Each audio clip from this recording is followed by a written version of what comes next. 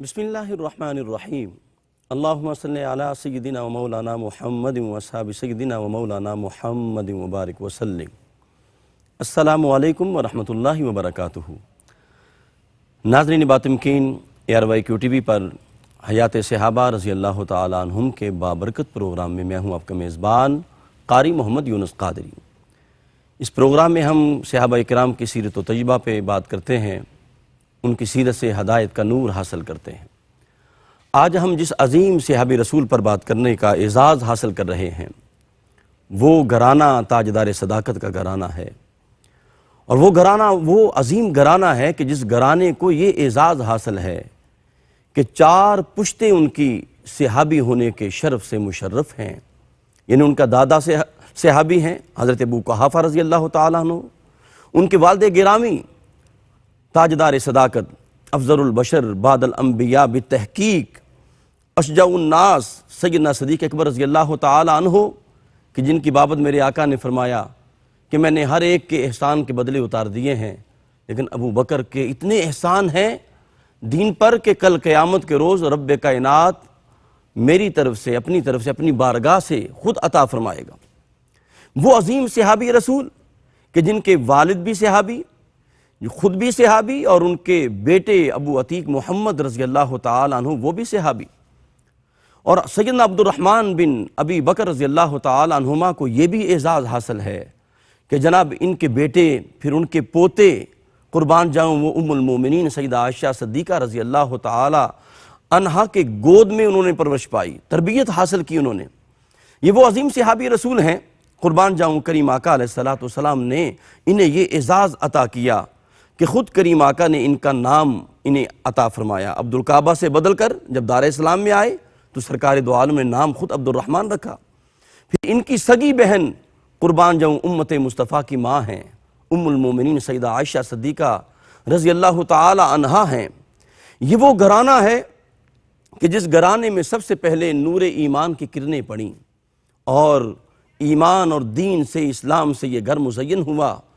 لیکن سیدنا صدیق اکبر رضی اللہ تعالی عنہ نے تو پہلی آواز کے ساتھ لبیک کہہ دیا، لیکن انہوں نے تاخیر کی، اور جناب پھر بدر بھی گزر گیا، احد بھی گزر جاتا ہے، پھر جناب 6 ہجری آتی ہے، پھر میرے آقا کی غلامی میں آتے ہیں، اور سرکار کی غلامی پھر ایسے آئے کہ اپنا تن من دن سب کچھ حضور کے نام پہ قربان کر دیا۔ یہ عظیم صحابی رسول سیدنا عبد الرحمن بن ابی بکر رضی اللہ تعالی عنہما ہیں۔ ان پر انشاءاللہ ہم بات کریں گے، اور ہماری خوشبختی ہے ہمیشہ کی طرح ہمارے ساتھ جلوہ فرما ہیں وہ عظیم ہستی، جب وہ گفتگو کرتے ہیں تو علم و حکمت کے دریا بہنے شروع ہو جاتے ہیں۔ انتہائی محترم جناب حضرت علامہ مولانا مفتی محمد طاہر تبسم قادری صاحب، السلام علیکم ورحمۃ اللہ۔ وعلیکم السلام ورحمۃ اللہ۔ مفتی صاحب آج بڑا حسین ذکر ہے، اور گھرانہ بھی وہ عظیم گھرانہ کہ جس گھرانے نے ہر حوالے سے خدمت کی ہے، پھر ختم نبوت کے حوالے سے بھی ایک حوالہ ہے اس گھرانے کا، اور تو میں چاہوں گا کہ سب سے پہلے آپ کے ابتدائی جو دور ہے اس کے حوالے سے آپ کچھ موتی عطا فرمائیں۔ بسم اللہ جی۔ الحمد لولیہ والصلاة علی اہلہا اما بعد فاعوذ باللہ من الشیطان الرجیم بسم اللہ الرحمن الرحیم۔ بہت شکریہ۔ ابتدائی تعارف تو آپ نے کروا دیا، اور بڑے خوبصورت الفاظ میں کروایا ہے۔ یہ نسبتیں، یہ سعادتیں آپ کو حاصل ہیں، اللہ اکبر۔ اور یہ امتیاز صحیح معنوں میں جس کو خاصہ کہتے ہیں، سبحان اللہ۔ خاصہ کی تعریف، یہ خاصہ ہمارے ہاں بھی استعمال ہوتا ہے، ویسے یہ عربی کا لفظ ہے جی۔ تو خاصہ کی تعریف اہل علم نے کی ہے، خاصۃ الشیء ما یوجد فیہ ولا یوجد فی غیرہ۔ اللہ اکبر۔ کسی شے کا خاصہ وہ ہوتا ہے جو صرف اسی میں پایا جائے اور اس کے علاوہ کسی میں وہ نہ پایا جائے۔ کیا کہنے۔ تو یہ خاصہ اسی گھرانے کو اور اسی ہستی کو حاصل ہے جن کا آج ہم تذکرہ کرنے کی سعادت حاصل کر رہے ہیں۔ ان کے علاوہ کسی کو حاصل نہیں ہے کہ جن کی 4 نسلیں واہ واہ واہ، صحبت مصطفیٰ سے سبحان اللہ، باریاب ہوئی ہوں، دیدار مصطفیٰ سے مشرف ہوئی ہوں، اللہ اکبر، جن کی 4 نسلوں نے حضور صلی اللہ علیہ وآلہ وسلم کے ہاتھ میں ہاتھ دیا ہو، سبحان اللہ، سبحان اللہ، جن کی 4 پشتیں میرے آقا کی زیر تربیت رہی ہوں، کیا کہنے۔ یہ صرف انہی کو اعزاز حاصل ہے۔ اور پھر یہ بات بھی کہ یوں سمجھ لیں کہ مشن نبوت کے لیے جی، کسی اور گھر نے اور گھرانے نے اتنی خدمات سر انجام نہیں دی ہوں گی جتنی خدمات اس گھرانے نے اور اس گھر نے سر انجام دی ہیں۔ کیا کہنے، سبحان اللہ، جس گھرانے کا نام تاجدار صداقت کا گھرانہ ہے، واہ واہ واہ، اور خاص طور پر ہجرت کے موقع پر جی جو ہم پہلے حضرت ابوبکر صدیق رضی اللہ تعالیٰ عنہ پر جب ہم نے گفتگو کی تو اس وقت تذکرہ کر آئے تھے صحیح، کہ پورا خاندان حضور صلی اللہ علیہ وسلم کی خدمت میں مصروف عمل تھا، بیٹے بھی اور آپ کی اہلیہ بھی، آپ کی بیٹیاں بھی، غلام بھی، خود حضرت ابوبکر صدیق بھی، کیا کہنے، سارے کے سارے۔ سبحان اللہ، اچھا، اب جو بات آپ نے ذکر کی، ایک تو یہ ہے، ایک شرف تو آپ کا یہ ہے، اور دوسرا یہ بھی جی بڑا خوبصورت اعزاز اور شرف حضرت سیدنا ابو عبداللہ عبد الرحمن بن ابی بکر رضی اللہ تعالی عنہ کا یہ بھی ہے کہ وہ ام المؤمنین محبوبہ محبوب کائنات سبحان اللہ، حضرت سیدہ عائشہ الصدیقہ رضی اللہ تعالی عنہا کے سگے بھائی ہیں، اللہ اکبر، سگے بھائی ہیں، سبحان اللہ، سبحان ماں اور باپ دونوں کی طرف سے اللہ، جی تاجدار صداقت کے شہزادے اور شہزادی ہیں، ہاں جی، اور والدہ ماجدہ ام رومان سبحان اللہ، حضرت ابوبکر صدیق عظیم رضی اللہ صحابیہ، تعالی عنہ واہ واہ، کی اہلیہ ہیں جی، اور صحابیہ ہیں۔ اللہ اکبر، وہ یہ دونوں ان کے شکم سے تھے تو یہ حقیقی بہن بھائی ہوئے۔ صحیح، حضرت ابوبکر صدیق رضی اللہ تعالی عنہ کہ یہ دونوں عظیم فرزند، یعنی آپ کی لخت جگر بھی اور آپ کے فرزند بھی، سبحان اللہ، اچھا، ان کا آپس میں جب وہ دائرہ اسلام میں آئے تو قرب بھی بڑا تھا اور محبت بھی بڑی تھی۔ حضرت عائشہ صدیقہ رضی اللہ تعالی عنہا سے بڑے تھے عمر میں، لیکن علم میں ان کا مقام بہت بڑا تھا، اللہ اکبر، اللہ، وہ ان کی تربیت فرمایا کرتی تھی اور یہ ان سے سیکھا کرتے تھے، سبحان اللہ، ان کی زیر تربیت رہے ہیں، اللہ اکبر، یہ شرف بھی آپ کا ہے۔ اچھا، یہ بات کہ باوجود کہ یوں سمجھ لیں کہ شجر اسلام کی آبیاری اس گھر میں ہو رہی تھی، جی اور مہر نبوت کی کرنوں نے سب سے پہلے اس گھر کے در و بام کو روشن کیا تھا، سبحان اللہ، یہاں اپنی کرنیں بکھیری تھیں، لیکن اس کے باوجود اللہ کے ہر کام میں حکمت اور اس کی ہر ادا میں اس کی مرضی اور منشا شامل حال ہوتی ہے، اللہ بہتر جانتا ہے جی کہ حضرت عبد الرحمن بن ابو بکر رضی اللہ تعالیٰ عنہ مدت تک اسی اپنے قریش کا جو آبائی دین تھا اسی پر قائم رہے۔ جی، بلکہ مفتی صاحب یہ آپ دیکھیں کہ میں آپ کی بات کاٹ رہا ہوں، معذرت چاہتا ہوں کہ سیدنا صدیق اکبر رضی اللہ تعالیٰ عنہ ان کی دعوت پہ تو عشرہ مبشرہ کے آدھے لوگ دار اسلام میں آ گئے، لیکن خود گھر کا عمل کیا ہے؟ اللہ یعنی یہ کہا نا کہ جی اللہ کے ہر کام میں حکمت ہے، اور وہ جب چاہتا ہے ہدایت کا وقت بھی اس کی طرف سے مقرر ہے، اللہ اکبر، اللہ، اور جس کو دینی ہے جب ملنی ہے اسی وقت ملنی ہے۔ جی تو آپ صلح حدیبیہ تک آپ نے حضور صلی اللہ علیہ وسلم کی دعوت کو قبول نہیں فرمایا تھا اور دین اسلام کو قبول نہیں فرمایا تھا۔ بدر کے اندر مشرکین کی طرف سے تھے، ابو جہل کے لشکر میں شامل تھے، اور وہاں حضرت ابوبکر صدیق رضی اللہ تعالیٰ عنہ ظاہر ہے غلامان رسول عربی صلی اللہ علیہ وسلم میں سر فہرست تھے۔ اللہ اکبر، سبحان تو کیا مطلب عجب بات ہے جی، کہ تاجدار صداقت جو افضل الخلق بعد الانبیاء بتحقیق ہیں بے شک، اور حضور کے یار غار ہیں اور جاں نثار ہیں اور وفادار ہیں، شمع رسالت کے پروانے ہیں، جی جنہوں نے اپنا سب کچھ حضور کے نام لگا دیا تھا، اللہ اکبر، اپنی حیاتی حضور کے نام لگا دی تھی۔ اور وہ جو آپ نے حوالہ دیا نا کہ حضور نے فرمایا تھا جی، کہ میں نے سب کے احسانات کا بدلہ دے دیا سوائے ابو بکر کے، اللہ اکبر، تو اس کے اندر ایک اور بات بھی مجھے یاد آ رہی تھی کہ حضور صلی اللہ علیہ وسلم نے ایک دفعہ یہ فرمایا نا کہ مجھے آج تک کسی کے مال نے اتنا نفع نہیں دیا جتنا ابو بکر کے مال نے نفع دیا ہے۔ اللہ اکبر، مسند احمد بن حنبل میں یہ روایت موجود ہے۔ تو حضرت ابو بکر صدیق رضی اللہ تعالیٰ عنہ زارو قطار رونے لگے، جی یہ سن کے سسکیاں لینے لگے آپ، اور آپ کے اتھرو بہ رہے ہیں۔ تو رحمت عالم یہ عشق کا وہ مقام ہے، عاشقارہ سہ نشانی ہے پسر، رنگ زرد و آہ سرد و چشم تر۔ اللہ اکبر، سبحان اللہ، یہ کہا کہ عاشقوں کی نشانیاں عجیب ہوتی ہیں کہ رنگ ان کا زرد رہتا ہے، آہ ان کی سرد ہوتی ہے، اور آنکھیں ان کی ہمیشہ تر رہتی ہیں۔ اللہ اکبر، اب حضور صلی اللہ علیہ وسلم نے فرمایا کہ ابو بکر میں نے تو تمہاری تعریف کی ہے، میں نے تو تحسین کی ہے، اپریسیشن دی ہے، تو روئے کیوں؟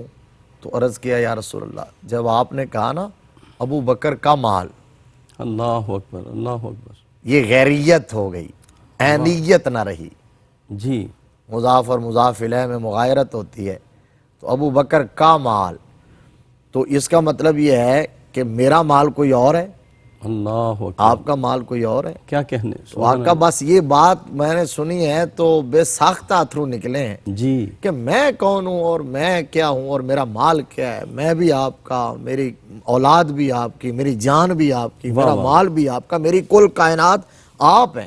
کیا کہنے، بلکہ مفتی صاحب کریم آقا علیہ السلام تو ابو بکر کے مال میں کبھی کبھی اس طرح تصرف فرماتے تھے جیسے اپنا مال ہو۔ بے شک اللہ اکبر، یہ اعزاز بھی آپ کو حاصل ہے۔ یہ شرف آپ کو حاصل ہے، ایسا ہی ہے۔ اللہ اکبر، اچھا اب وہاں یہ تھا کہ حضرت ابو بکر صدیق ادھر ہیں اور عبد الرحمن بن ابو بکر ادھر ہیں، جی اور میدان میں نکلے اور مبارزت دی مسلمانوں کو، فرزندان اسلام کو، غلامان رسول عربی کو، مطلب ان کو للکارا۔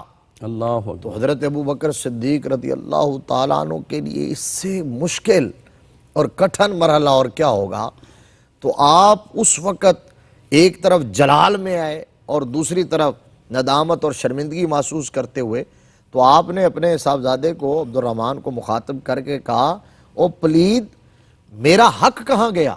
اللہ اکبر، یہ تھا اللہ میرا اکبر، حق جو تو ادا کر رہا ہے۔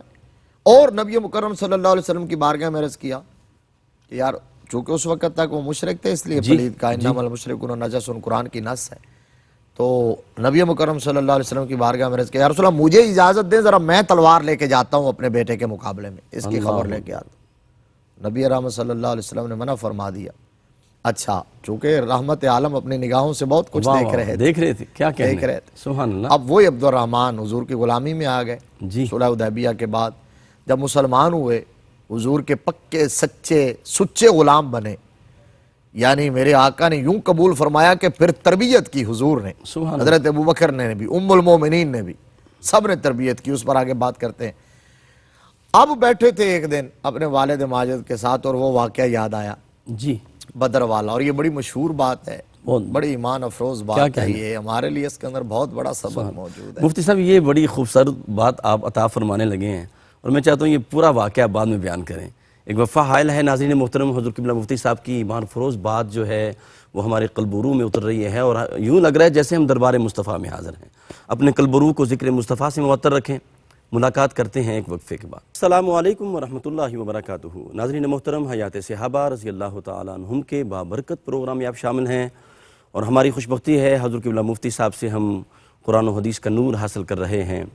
سیدنا صدیق اکبر رضی اللہ تعالیٰ عنہ کا حسین ذکر ہے کہ جنہوں نے سب کچھ نبی کے نام پہ قربان کر دیا، اور جب انہوں نے بڑے بڑے غلام خرید کر حضور کی بارگاہ میں پیش کیے اور سارا کچھ نبی کے قدموں پہ قربان کر دیا، اور پھر ایک موقع وہ بھی آیا تھا کہ آپ نے سارا گھر کا مال اٹھا کے نبی کی بارگاہ میں پیش کر دیا، اور پھر وہ بھی موقع آیا جب لوگوں نے آپ کے اس مال کے انفاق پر بات کی تو جناب تان دیا اور اعتراض کیا، تو رب کائنات نے فرمایا تھا وَمَا لِأَحَدٍ عِنْدَهُ مِن نِعْمَةٍ تُجْزَىٰ إِلَّا ابْتِغَاءَ وَجْهِ رَبِّهِ الْأَعْلَىٰ۔ فرمایا ابو بکر پر کسی کا کوئی احسان نہیں ہے، ابو بکر جو بھی کرتا ہے وہ رب کی رضا کے لیے کرتا ہے۔ مفتی صاحب وہ بڑا خوبصورت واقعہ جو آپ ذکر کرنے لگے تھے، میں چاہتا ہوں کہ وہ ایمان فروز واقعہ عطا فرمائیں۔ باپ اور بیٹے میں ایک مکالمہ ہوا، جی، اور مکالمے کے اندر ایک معیار دے دیا صحیح، امت کو، ایک کرائٹیریا، ایک پیمانہ اور ایک ترازو قائم کر دیا کہ کوئی بھی مسلمان ہونے کا اگر دعویٰ کرے، اللہ حضور کا امتی ہونے کا دعویٰ کرے، حضور کا محب اور عاشق ہونے کا دعویٰ کرے، اور پھر وہ وسوسوں اور اندیشوں کا شکار ہو جائے، پھر اس کو رشتہ داری، محلہ داری، اپنی یاری، اپنی پارٹی، اپنا دھڑا اللہ اگر یہ عزیز ہو جائیں، شہادت گاہ الفت میں قدم رکھنا ہے، جی، لوگ آسان سمجھتے ہیں مسلمان ہونا، ایمان کا اور دین کا تقاضا کیا۔ حضرت عبد الرحمن مسلمان ہو چکے، حضور کی غلامی میں آ چکے، اپنے والد ماجد کے سامنے بیٹھے ہوئے ہیں، تو اچانک خیال آیا تو عرض کیا ابا جی مجھے وہ بات یاد آتی ہے، مجھے وہ دور یاد آتا ہے، وہ زمانہ بدر کا، جی، جب آپ حضور صلی اللہ علیہ وسلم کے غلاموں میں تھے اور میں اس وقت کفر کے سرغنے ابو جہل کے لشکر میں تھا، تو مارکہ عروج پہ تھا، زوروں پہ تھا، گمسان کا رن پڑا ہوا تھا، بدر کے اندر حق اور باطل کا ٹاکرا جی تھا۔ تو ابا جی آپ کئی دفعہ میری تلوار کی زد میں آئے تھے، اگر میں چاہتا تو بس ہلکی سی جنبش دیتا تو آپ کا کام تمام کر دیتا، جی لیکن میں نے باپ سمجھتے ہوئے چھوڑ دیا۔ آپ میرے باپ تھے، شفقت پدری آڑے آئی صحیح، تو میں نے باپ سمجھتے ہوئے وہ جو ایک بیٹے کا جو ہے وہ فریضہ تھا وہ میں نے ادا کیا۔ اب یہاں سنیں حضرت ابوبکر صدیق رضی اللہ تعالیٰ عنہ سیدھے ہو کے بیٹھ کے، ٹیک لگائی ہوئی تھی، سیدھے ہو کے بیٹھ گئے، اللہ اکبر، اللہ اکبر، جلال میں آئے، چہرہ عشق مصطفیٰ سے جگمگانے لگا ہے، پھڑکنے لگا ہے۔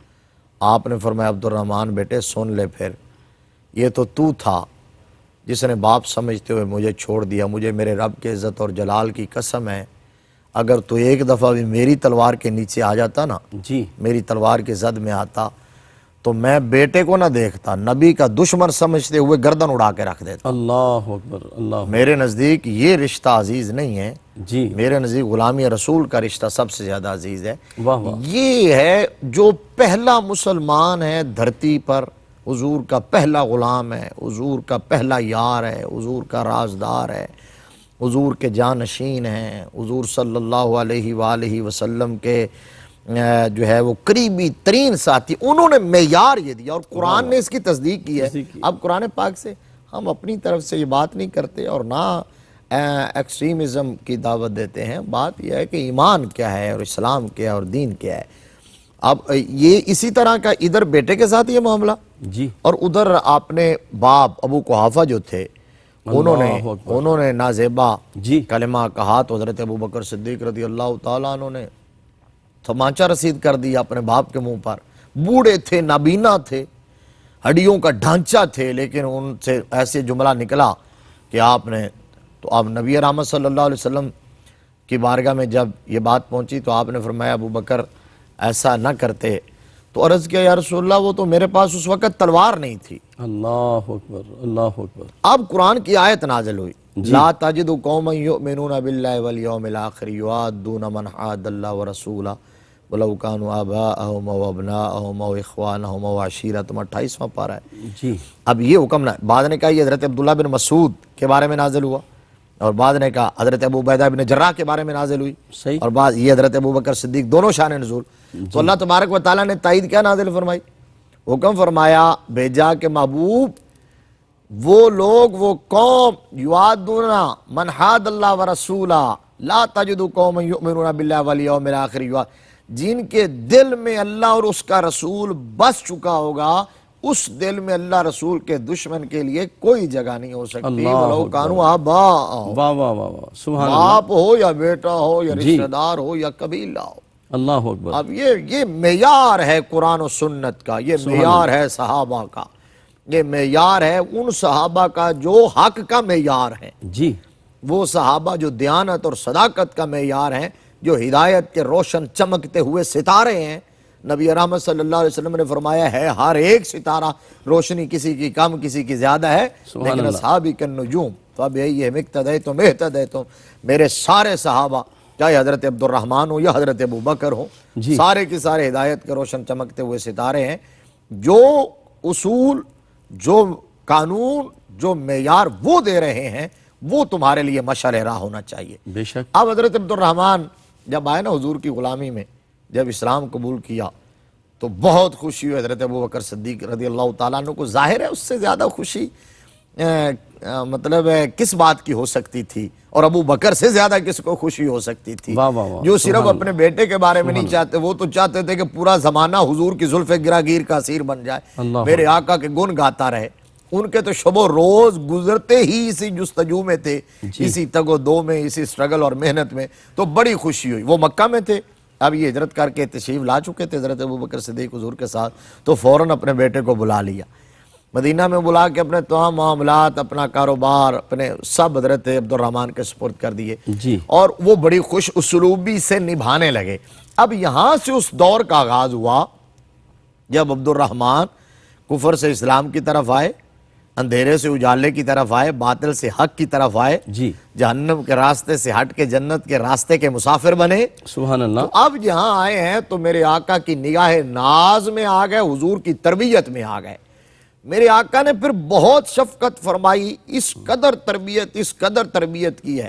رحمت عالم صلی اللہ علیہ وسلم نے بھی، تاجدار صداقت میں نے بھی، کیا کہنا، اور ام المومنین نے بھی، سبحان اللہ۔ یعنی ان تین ہستیوں نے حضرت عبد الرحمن کی تربیت یوں کی ہے کہ انہیں کندن بنا دیا۔ اللہ اکبر، سبحان پھر اللہ۔ وہ اسلام کے بطل جلیل بن گئے، ایک نڈر سپاہی اور ایک جاں باز سر بکف مجاہد بنے۔ اللہ اکبر، ایسے ایسے کارنامے کہ پھر یہ کہا جاتا ہے، بعض لوگوں نے، سیرت نگاروں نے نقل کیا ہے کہ حضرت عبد الرحمن بن ابو بکر رضی اللہ تعالی عنہ کا شمار عرب کی ان سورماؤں میں ہوتا تھا، جی، ان جو ہے وہ جنگجوؤں میں ہوتا تھا، صحیح، کہ جن کو 1000 جنگجوؤں کے برابر سمجھا جاتا، اللہ اکبر، 1000 کے برابر۔ کیا کہنے، سبحان یہ اللہ۔ یعنی وہ جو آپ کے اندر نسبی اور فطرتی جو شجاعت تھی، بہادری، بصالت، اس کو پھر مزید سینچ دیا اور اس کو مزید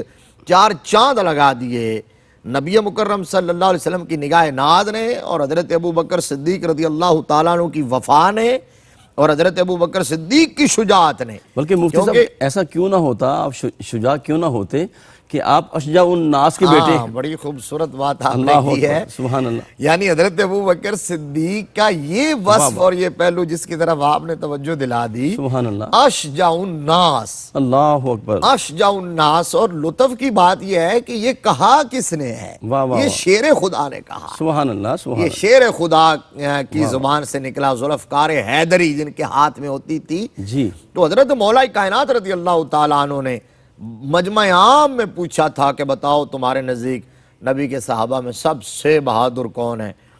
سوائق المحرقہ کے اندر علامہ ابن حجر نے نقل کیا، تو کہا کہ انہوں نے کہا جی آپ ہیں، جی، تو فرمایا نہیں کوئی اور ہے، تو انہوں نے کہا جی ہم تو آپ کو ہی جانتے ہیں، پھر آپ بتائیں صحیح، کہ جس کو حضور کے سارے صحابہ شجاع اور بہادر سمجھیں اور کہیں وہ کسی اور کو سمجھتا ہے تو اس کی بہادری کا عالم کیا ہوگا؟ کیا کہنا، تو انہوں نے کہا جی حضرت سبحان مولا کائنات نے فرمایا میرے نزدیک حضرت ابو بکر صدیق اشجع الناس ہے۔ انہوں نے کہا جی وہ کیسے؟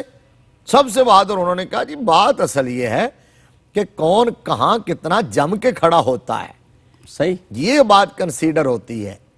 کہا کہ بدر کا میدان تو رب ولیم مارکا تھا اور جس پر ڈیپینڈ کرتا تھا اسلام کی بقا کا مسئلہ تھا، اور نبی رحمت صلی اللہ علیہ وسلم اپنے خیمے میں تھے اور خیمہ ٹارگٹ تھا ہر کافر کا اور کفر کے ہر سرغنے کا، ہر تیر تلوار اور نیزے کا ٹارگٹ وہی خیمہ اور خیمے والی ہستی تھی۔ جی، تو آپ سوال اٹھا کے اس خیمے کے باہر پہرہ دار بن کے، باقی تو میدان میں ہوں گے، اس خیمے میں کے باہر پہرہ دار بن کے ڈیوٹی کون سر انجام دے گا؟ تو اس وقت ابھی صحابہ سوچنے لگے تھے، خاموش ہوئے تھوڑی دیر کے لیے، تو سب سے پہلے جو زبان گویا ہوئی، سب سے پہلے جو آواز گونجی، جس نے سکوت کو توڑا، صحیح، لبیک کی صدا لگائی ہے، اللہ وہ کوئی اکبر، اور نہیں تھا، وہ نبی کا یار غار صدیق اکبر تھا، اس لیے واہ اشجع واہ، الناس۔ سبحان اللہ، حضرت مولا علی نے کہا تو اشجع الناس کے بیٹے عبد الرحمن بن ابی بکر، جی، شجاعت وہ گھٹی میں اور فطرت میں ملی۔ اللہ تو پھر اس قدر آپ شجاع اور اس قدر بہادر کہ حضرت ابو بکر صدیق رضی اللہ تعالیٰ عنہ کے دور میں جب ارتداد کا فتنہ اس نے سر اٹھایا اور وہ زوروں پر تھا، تو جو بڑا معرکہ ہوا وہ یمامہ کے میدان میں ہوا، جی، آپ نے پہلے سوال میں بھی کہا، اور ختم نبوت کے حوالے سے ہوا۔ نبی رحمت صلی اللہ علیہ وسلم خاتم النبیین ہے، بے شک، بے اور شک، خاتم النبیین کا کوئی اور معنی نہیں ہے۔ اللہ اکبر، خاتم النبیین کا معنی یہی ہے کہ میرے مصطفیٰ کریم صلی اللہ علیہ وسلم اللہ کے آخری نبی اور رسول ہیں، اس کے بعد نبوت اور رسالت کا سلسلہ تکمیل پذیر ہو گیا۔ اللہ اکبر، میرے حضرت آدم علیہ السلام سے جس سلسلے کا آغاز ہوا تھا نبی رحمت صلی اللہ علیہ وسلم پر کمپلیٹ ہو گیا، حضور کے بعد کوئی نبی نہیں آئے گا۔ بے شک، فرمایا اگر میرے بعد نبی آنا ہوتا تو عمر ہوتا۔ حضرت مولا کائنات کو حضور صلی اللہ علیہ وسلم ایک دفعہ تبوک کا غالباً موقع ہے، جی، ساتھ نہیں لے کے گئے تھے اور مدینہ میں چھوڑ کے جا رہے تھے، تو آپ شیر خدا کیسے بیٹھے رہیں؟ تو شیر خدا کے دل میں خیال آیا، تو تھوڑے سے پریشان ہوئے، تو عرض کیا کہ میں تو مجاہد ہوں، میں تو سرکار نے فرمایا کیا تم اس بات پر راضی نہیں ہو کہ تم وہی ڈیوٹی میرے بعد سر انجام دو جو موسیٰ علیہ السلام کے بعد ہارون علیہ السلام نے سر انجام دی تھی. یعنی جس طرح موسیٰ کے نائب ہارون علیہ السلام بن کے قوم میں رہتے، تم میرے نائب بن کے مدینہ میں رہو. اللہ اکبر. لیکن ساتھ ہی میرے نبی نے فرما دیا کہیں من جمیع الوجوہ مماثلت نہ سمجھ لینا. فرمایا موسیٰ کے بعد ہارون نبی تھے، الا انہ لا نبی بعدی. بے شک. فرمایا علی تم میرے جان نشین تو یہاں ہوگے، نائب تو ہوگے، لیکن میرے بعد نبی کوئی نہیں ہے. جی. اور حضور صلی اللہ علیہ وسلم نے یہ جو کہ خاتم النبیین کا معنی اور لغت کے سہارے لے کر کوئی اگر راستہ فراہم کرنے کی اور چور دروازہ نکالنے کی کوشش کرے، میرے نبی نے یہ اس کا معنی خود بیان فرما دیا. فرمایا انا خاتم النبیین لا رسول بعدی ولا نبی. اللہ یہ لا رسول بعدی ولا نبی، یہ خاتم النبیین کا معنی ہے. مانا ہے. سبحان اللہ. فرمایا خاتم النبیین کا مطلب یہ ہے کہ میرے بعد کوئی رسول بھی نہیں ہے، کوئی نبی بھی نہیں ہے. واہ واہ. اچھا میں ناظرین کے لیے ایک علمی بات بڑی خوبصورت، یہاں دیکھیے میرے نبی نے فرمایا لا رسول بعدی ولا نبی، صرف اس پر اکتفا نہیں کیا لا رسول بعدی. جی. اگر یہ کہہ دیتے تو اتنا کافی تھا، لیکن رسول خاص ہے، نبی عام ہوتا ہے. رسول خاص کی نفی عام کی نفی کو مستلزم نہیں ہوتی. صحیح. یعنی رسول کی نفی سے نبی کی نفی نہیں ہونا تھی. صحیح. اگر صرف یہ فرما دیتے کہ لا رسول بعدی، میرے بعد رسول کوئی نہیں ہے، اور یہ نہ کہتے میرے بعد نبی کوئی نہیں ہے، تو کوئی کہہ سکتا تھا کہ جی میں نے رسول ہونے کا تو دعویٰ نہیں کیا، نبی ہونے کا دعویٰ کیا. تو میرے نبی نے لائے نفی جنس کے ساتھ کیٹیگوریکل انداز میں فرما دیا. فرمایا میرے بعد نہ کوئی رسول ہے، نہ کوئی نبی، اور نہ کوئی تشریعی نبی، نہ ذلی نبی، نہ بروزی نبی. فرمایا میں آخری نبی بن کے ختم نبوت کا تاج اپنے سر پہ سجا کیا کے کہنے. سبحان اللہ. سبحان اللہ. مفتی صاحب، ناظرین محترم، قبلہ مفتی صاحب نے ختم نبوت کے حوالے سے بہت خوبصورت علم کا نور ہمیں عطا فرمایا ہے. اس پہ مزید ہم بات کریں گے انشاءاللہ. قلب و روح کو ذکر مصطفیٰ سے معطر رکھیں. ملاقات کرتے ہیں ایک وقفے کے بعد. السلام علیکم ورحمۃ اللہ وبرکاتہ. ناظرین محترم، حیات صحابہ رضی اللہ تعالیٰ عنہم کے بابرکت پروگرام میں آپ شامل ہیں. ہمارے ساتھ تشریف فرما ہیں عالم اسلام کی عظیم علمی مذہبی اسکالر شخصیت جناب محترم مفتی محمد طاہر تبسم قادری صاحب. قبلہ مفتی صاحب نے ختم نبوت کے حوالے سے آخر میں گفتگو فرما رہے تھے. مزید اور بھی بات کرتے ہیں. یہ بات یاد رکھیں کہ امام اعظم ابو حنیفہ رضی اللہ تعالیٰ عنہ، جن کے ہم مقلد ہیں، ان کی بارگاہ میں ایک شخص آیا اور آ کے کہنے لگا کہ فلاں شخص نے نبوت کا دعویٰ کیا ہے. تو آپ نے کہا استغفر اللہ استغفر اللہ. تو وہ سائل کہنے لگا کہ میں جا کے اس سے کوئی دلیل مانگتا ہوں، معجزہ طلب کرتا ہوں کہ تاکہ وہ عاجز آ جائے. تو سیدنا ابو حنیفہ امام اعظم رضی اللہ تعالیٰ عنہ نے فرمایا کہ نہ استغفر، دلیل نہ مانگنا. عرض کی حضور دلیل مانگوں تو وہ عاجز آ جائے گا، ساری بات واضح ہو جائے گی. فرمایا ہر معاملے میں دلیل مانگ سکتے ہو. اگر کوئی نبوت کا دعویٰ کرے دلیل مانگنے والا بھی کافر ہو جاتا ہے. ناظرین محترم، آپ اندازہ کریں اتنا نازک معاملہ ہے. تو یہ گھرانہ تاجدار صداقت کا، انہوں نے ختم نبوت کے حوالے سے جو انہوں نے نوکری کی ہے وہ اسی گھرانے کا ترہ امتیاز ہے. جی مفتی صاحب. اچھا یہ آپ نے بڑی اہم بات کر دی، اور میں اس کو تھوڑا سا ہمارے ناظرین کے لیے سمجھا دوں. آج کل چونکہ دور ایسا ہے کہ ہماری نیو جنریشن یہ کہتی ہے کہ آرگومنٹ، دلیل ہونی چاہیے. وہ کہتے ہیں اس میں دلیل کیوں نہیں مانگی جا سکتی. اچھا اصل مسئلہ یہ ہے کہ اس میں بڑی سادہ بات ہے اور ایمان افروز بات ہے. وہ سادہ بات یہ ہے کہ جب نبی مکرم صلی اللہ علیہ وسلم نے، ہم مسلمان ہیں اور بینگا مسلم ہمارا ایمان ہے کہ اللہ ایک ہے اور اللہ کی ذات موجود ہے کائنات کے ذرے ذرے میں.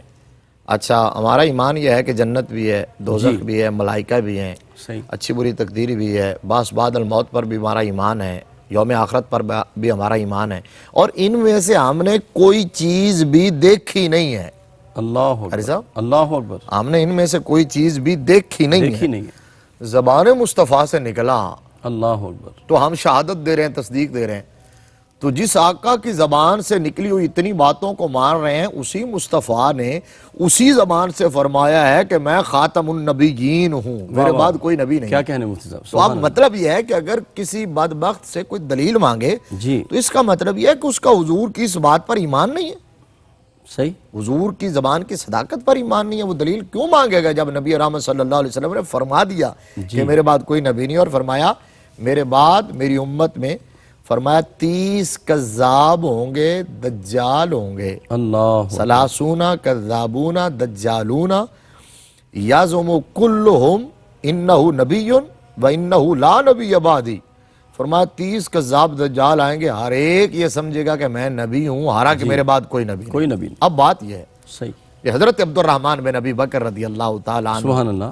جو ہمارا موضوع ہے، تائیدار صداقت کے شہزادے، بات یہ کر رہے تھے کہ انہوں نے دین اسلام کے لیے شجاعت کے دریا بہائے ہیں. اللہ اکبر. یعنی جو شام کی جنگیں ہیں اور ان کا جو فائنل ٹچ تھا، کلائمیکس تھا، یرموک کا معرکہ، اللہ اکبر. اللہ اکبر. آپ حیران ہوں گے کہ حضرت خالد بن ولید رضی اللہ تعالیٰ عنہ نے 60,000 کے مقابلے میں 60 نبی کے شیروں کو منتخب کر کے اتار دی. اللہ اکبر. سبحان اللہ. کوئی سوچ سکتا ہے؟ اللہ اکبر. بدر میں تو وہاں تو 1 اور 3 کا ریشو تھا نا، جی. اور یہاں 60,000 کے مقابلے میں 60 ہیں تو 1 اور 1000 کا ریشو ہے. اللہ اکبر. اللہ اکبر. 1 کے مقابلے میں 1000. وہ بات جو ہے جو پہلے ہم نے کہی کہ 1000 کے مقابلے میں سمجھے جاتے، تو جو منتخب کیے تھے ان میں سے حضرت عبد الرحمن بن ابی بکر بھی تھے. اللہ اکبر. حضرت اب انہوں نے چھاپا مار کاروائیاں جو کی ہیں، یعنی جان ہتھیلی پہ رکھ کے صحیح. دین کے لیے قربانیاں، اسلام کے لیے. اسلام کا اگر نور آج ہمارے گھروں میں ہے، آج ہمارے چہروں سے، ہمارے عمل سے صحیح. اگر اسلام کا نور چھلک رہا ہے تو وہ اتنی آسانی سے نہیں پہنچا. جی. قربانیوں کی بڑی طویل داستان ہے. نبی کے گھرانے نے قربانیاں دی ہیں، امام علی مقام نے اپنا سب کچھ قربان کر دیا. اب اس میں 60,000 جو ہیں وہ بھاگنے پر مجبور ہو گئے، صحیح.